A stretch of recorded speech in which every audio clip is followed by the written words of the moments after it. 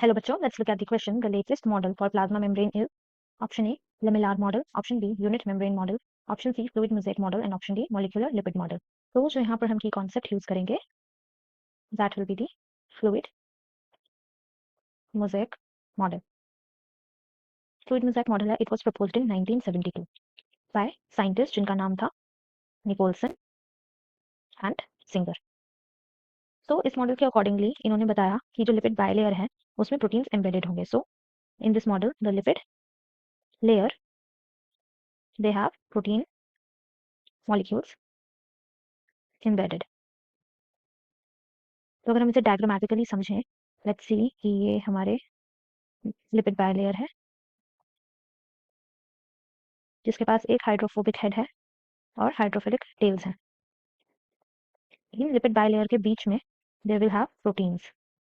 ये embedded proteins हैं और ये लिपिड बायलेयर के बीच में प्रेजेंट होंगे. So these are called the embedded proteins. और ये प्रोटीन्स दो टाइप के होते हैं. एक होगा इंटेग्रल प्रोटीन, सेकेंड होगा पेरिफेरल प्रोटीन. और यहाँ पर जो लिपिड बायलेयर है उसके पास क्या प्रेजेंट होगा? It will have a hydrophilic head जो कि होगा आउटवर्ड्स और होगा हाइड्रोफोबिक टेल्स जो कि होंगी इनवर्ड्स. तो जो ये लिपिड बायलेयर है इसका काम क्या होगा? So the lipid bilayer it is responsible for providing elasticity और फ्लूइडिटी किसको? To the plasma membrane. हमें ऑप्शंस में गिवन है लेमिनार मॉडल. लेमिनार मॉडल को सैंडविच मॉडल भी बोलते हैं. ये सैंडविच मॉडल, ये जो मॉडल था इट वाज गिवन इन 1935 और इसे दिया किसने था? Davson and Danielli. Next option है यूनिट मेम्ब्रेन.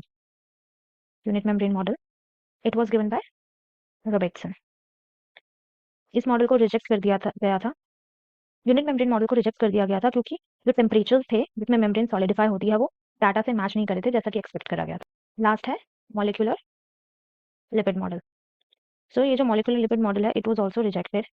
तो इसने क्या बोला था कि जो लिपिड का बायलेयर है it lies between two layers of globular protein. तो ये जो स्टेटमेंट था it was incorrect, that's why इसको रिजेक्ट कर दिया गया था. Therefore option C will be the correct answer. I hope you guys understood it well. Best of luck.